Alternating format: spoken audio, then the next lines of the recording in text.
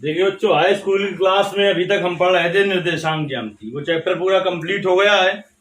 अब आज एक नया चैप्टर हम शुरू करेंगे, समांतर श्रेणी। तो देखिए, पहले हम बताते हैं समांतर श्रेणी या अनुक्रम किसे कहते हैं।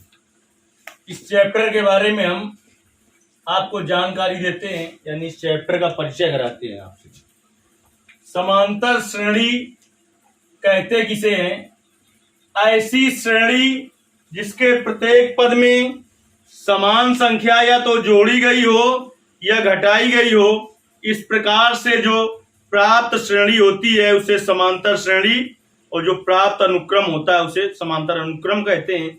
अनुक्रम और श्रेणी में अंतर क्या है?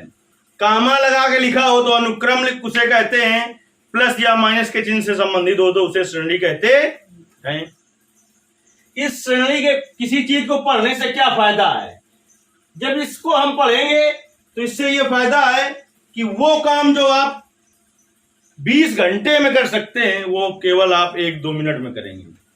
जैसे कि हम इतना केवल आपसे कह दें कि 1 से 100 तक की संख्याओं का योग कितना होगा, तो आप कम से कम कहो आधा घंटा का टाइम लगा दें कि जोड़ेंगे, तब याद कर पाएंगे।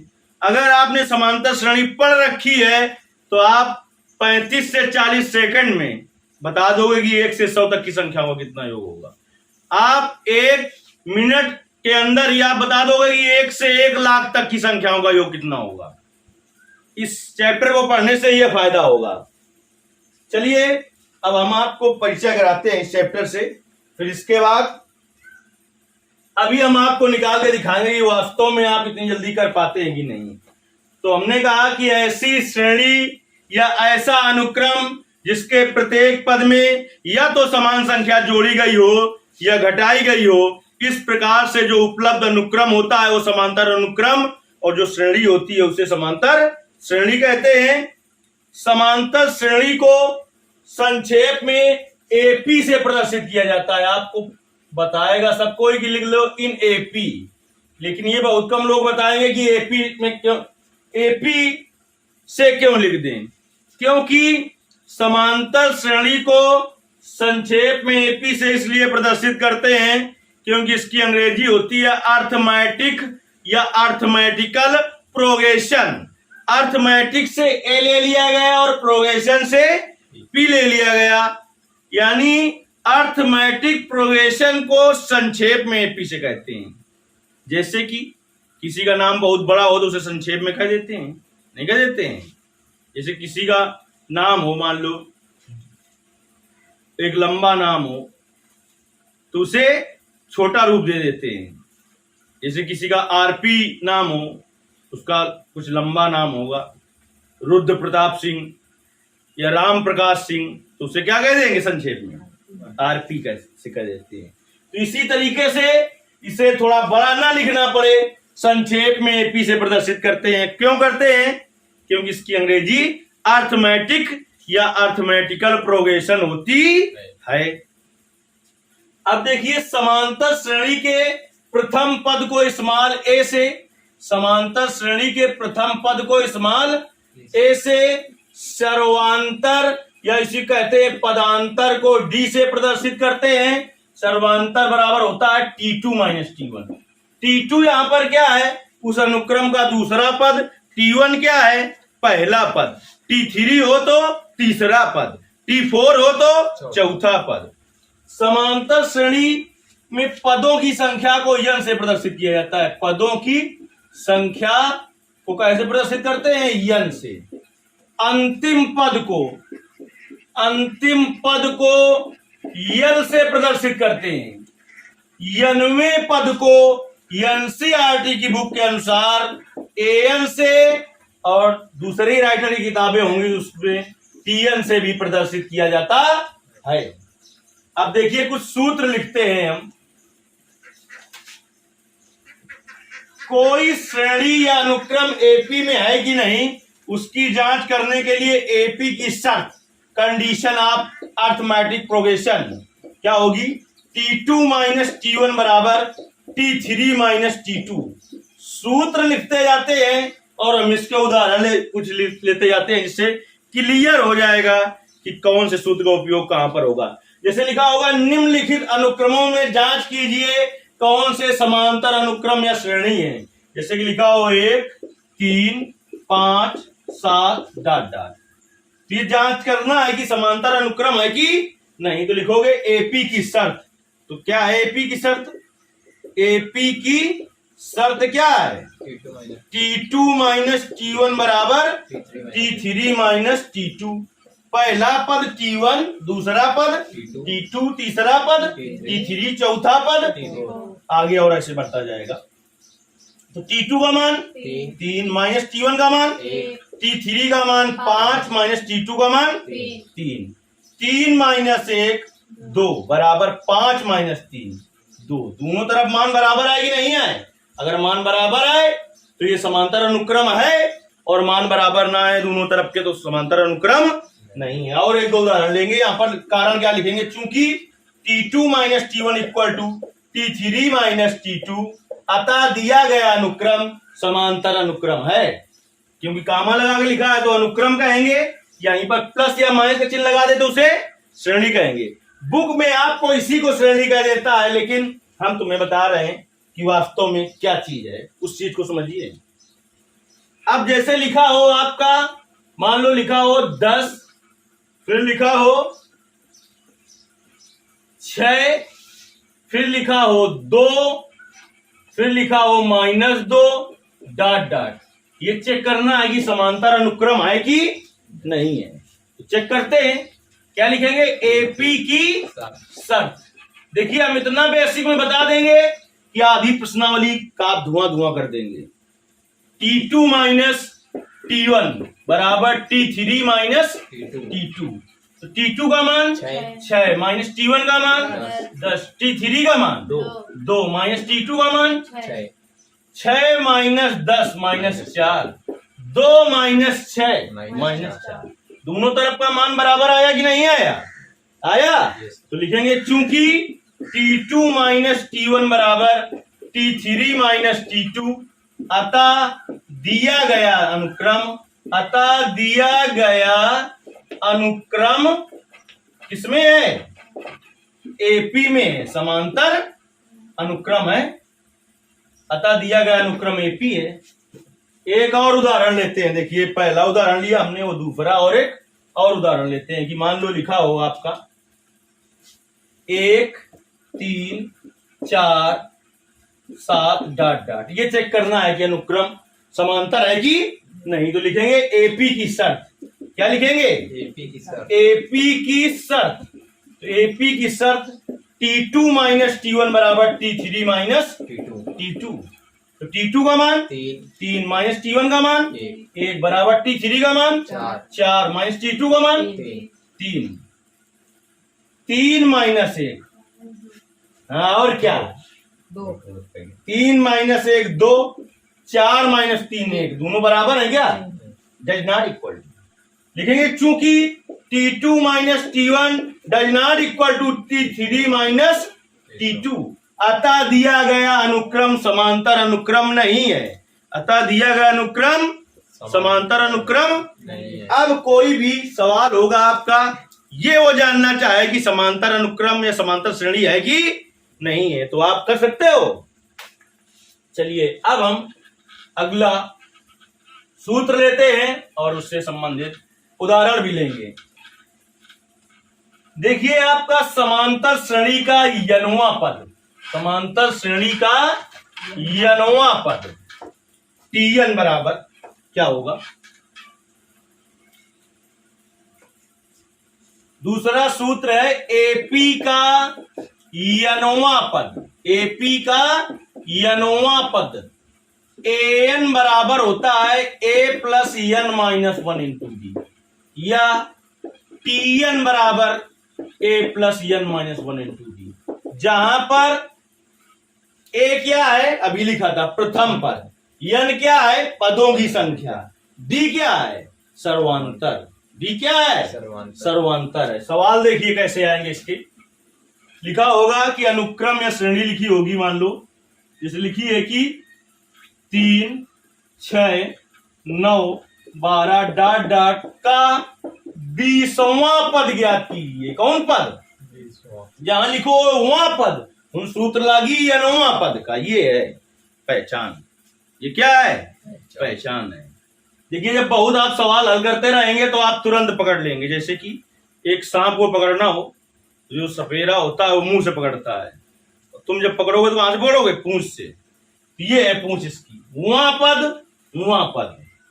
ठीक, तो अब देखिए इसमें समांतर श्रेणी के अनुमेय पद का सूत्र ये लगेगा। Yes sir. अब देखिए प्रथम पद, लेकिन लिख लें क्या है प्रथम पद? ए बराबर कितना है? 3। सर्वांतर डी बराबर, सूत्र हमने बताया था क्या होता है? T2 minus T1। तो T2 का मान 6, T1 का मान 3, तो D का मान भी कितना आ गया? 3 का 20वां पद, n का मान 20, n का मान 20। अब सूत्र लिखेंगे AP का यनवा पद, AP का यनवा पद, AN बराबर A plus n minus 1 into d. तो A n का मान 20 बराबर A का मान 3, n का मान 20 माइनस 1 गुणते D का मान 3। तो 3 धन 19 माइनस 20 माइनस 1 19 गुणते 3, 19 तिया 57, 57 3 60। इस श्रेणी को अगर 20 पदों तक लिखते चले जाए तो 20वां पद कितना होगा? 60 होगा। देखिए इसी सवाल को, यही सवाल है, इसमें आपका 100वां पद पूछ ले। कौन सा पद पूछ ले? 100वां पद। तो ए बराबर यही रहेगा, डी बराबर ये हो जाएगा, एन बराबर कितना हो जाएगा? 100। तो ए 100 बराबर यहां पर 100 माइनस 1, तो यहां पर कितना आ जाएगा? 99। 9 तिया 27, 9 तिया 27 और 2 29, 300। अब अगर ये श्रेणी, अगर आपने ये चीज ना पढ़ी होती तो इसको 100 पद तक लिखते जाके तो कम से कम 4-5 मिनट का टाइम बर्बाद होता। अगर इसी का हम कह दें 10,000वां पद तो सब कुछ यही रहेगा, एन की जगह 10,000 रख दो और काम तुरंत हो जाएगा। नहीं बात समझ में आई? एक चीज हमने कही थी, योग फल कितना होगा, उसकी चर्चा अभी हम करेंगे थोड़ी देर बाद। अब देखिए ये था आपका समांतर श्रेणी का यनुमेय पद का सूत्र। अब देखिए समांतर श्रेणी का अंतिम पद, ये सवाल सूत्र नंबर 2 था। सूत्र नंबर 3, समांतर श्रेणी का अंतिम पद, यनवा पद ही अंतिम पद होता है, लेकिन समांतर श्रेणी का अंतिम पद यल बराबर सूत्र लगाते हैं a plus n minus 1 into D. क्या लगाते हैं? A plus n minus 1 into D. जैसे एक श्रेणी लिखी हो -10 -8 -6 -4 डॉट डॉट का अंतिम पद ज्ञात कीजिए, का अंतिम पद। तो ये सूत्र लगाएंगे। ए कितना है? ए हल करना शुरू करते हैं। ए, इस सूत्र में यल क्या है? सुन लो पहले, यल क्या है सूत्र में? अंतिम पद। ए क्या है? प्रथम पद। यन क्या है? पदों की संख्या। डी क्या है? सर्वांतर। डी क्या है? सर्वांतर। तो प्रथम पद ए बराबर कितना है? -10। सर्वांतर डी बराबर कितना है? T2 minus T1। T2 का मान -8 माइनस T1 का मान -10। तो -8 प्लस 10 कितना आ गया? 2। माइनस का 8 है, प्लस का 10, तो प्लस का 2 आ गया। ठीक, तो हमें इसका कौन सा पद ज्ञात करना है? अंतिम पद। अंतिम पद ज्ञात करना है।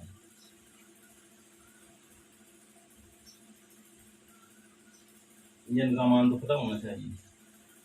यन का मान इसमें आपको दे देगा। ठीक, यन का मान क्या करेगा? दे देगा। जैसे यन का मान मान लो दिया हो कुछ 30 40, तो ए और डी का मान यहां पे निकाला और यन का मान यहां पर रख के सूत्र में निकाल लोगे? नहीं निकाल पाओगे? कर लोगे? इस सूत्र का मतलब समझे? अब देखिए समांतर श्रेणी का 2 हम सूत्र बता रहे हैं जो आपकी बुक में नहीं मिलेंगे। समांतर श्रेणी का आदि से आरवां पद और अंत से आरवें पद का सूत्र बता रहे हैं। देखिए समांतर श्रेणी का आदि, आदि का मतलब पहले समझ लो, आदि का मतलब होता है प्रारंभ। और अंत का मतलब तो जानते हो, अंत का मतलब तो खत्म, अंत का मतलब लास्ट से, आदि का मतलब प्रारंभ से। तो सूत्र नंबर 4 होगा एपी का आदि, आदि का मतलब होता है प्रारंभ से आरवां पद, एपी का आदि से आरवां पद क्या होगा, a plus r minus 1 into d होता है। ये जो क्लास होगी, ये क्लास जो है कक्षा 10 और 11 दोनों के लिए मोस्ट इंपॉर्टेंट क्लास है, क्योंकि कक्षा 11 में यहां पर एक ही श्रेणी पढ़ाई जाएगी, 10 में 11 में 3 श्रेणियां आपको पढ़ाई जाएंगी, समांतर श्रेणी, गुणोत्तर श्रेणी और हरात्मक श्रेणी और विविध श्रेणी।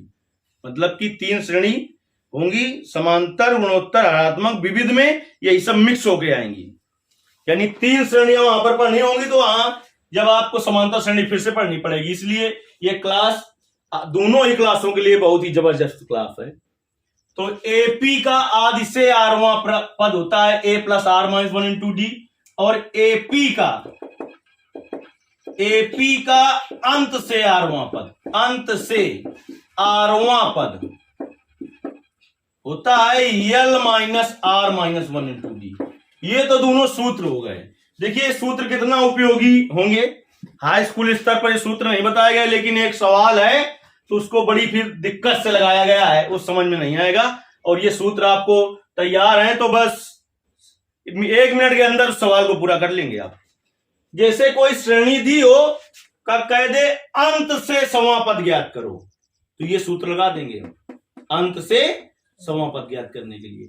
कोई श्रेणी दी हो और कह दे आदि से 1000वां पद ज्ञात करो, आदि का मतलब प्रारंभ से, ये लगा देंगे। अंत से 1000वां पद पूछे तो ये लगा देंगे।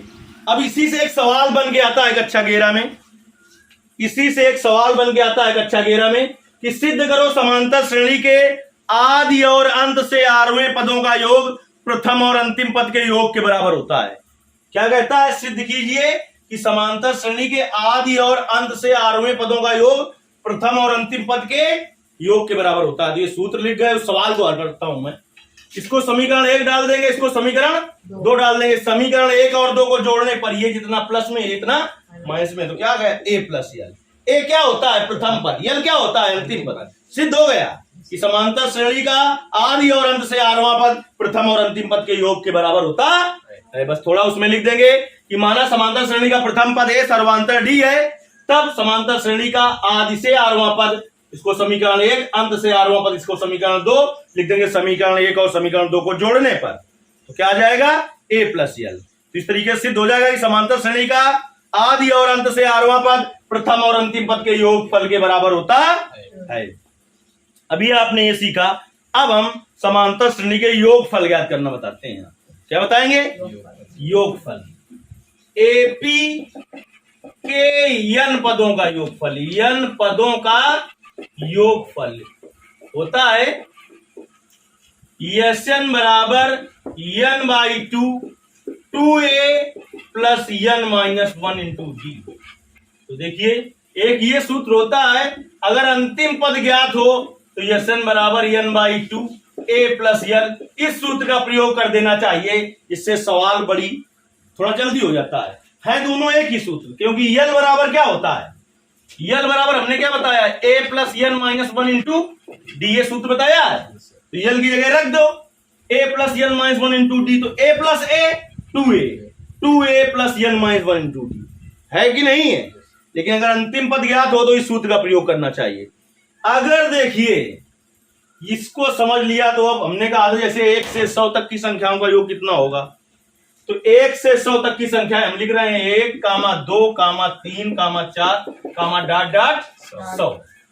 ए कितना है इसमें, ए प्रथम पद 1, डी बराबर T2 माइनस T1, तो डी बराबर कितना हो जाएगा 2 माइनस 1, तो डी बराबर 1। अंतिम पद कितना है, अंतिम पद 100।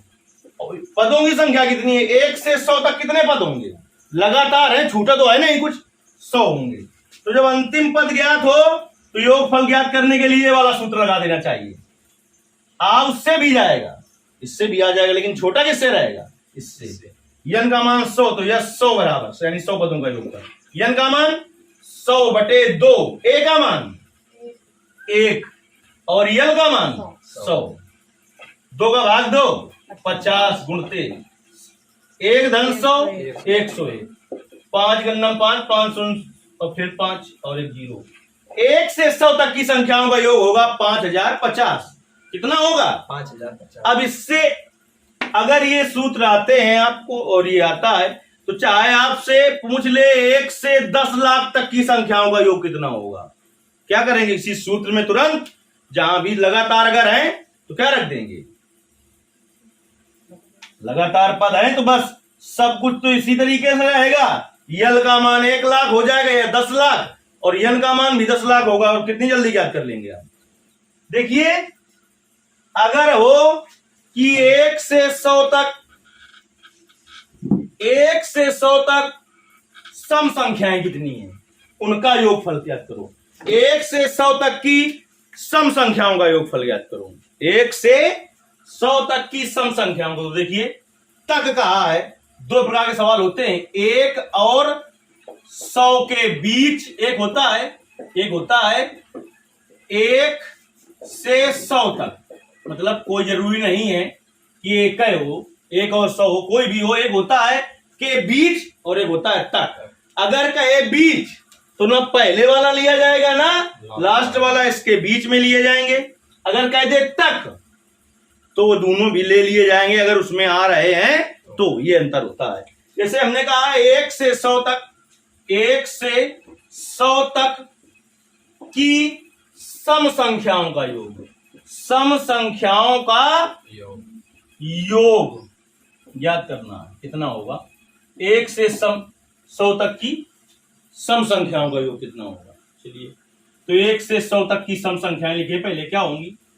एक तो आएगा नहीं सम में, 2 4 6 डाट डाट कितना? 100। ए कितना है? ए 2। डी कितना है? 4 - 2। डी कितना है? 2। अंतिम पद कितना है? 100। पदों की संख्या कितनी है? कहां 100? लगातार पद रह जा मार देगा तमाचा तो उल्टा किसी को 99 बेवकूफ कहीं के अंदर बैठो। 50 पद होंगे। कैसे होंगे वो हम दिखा रहे हैं।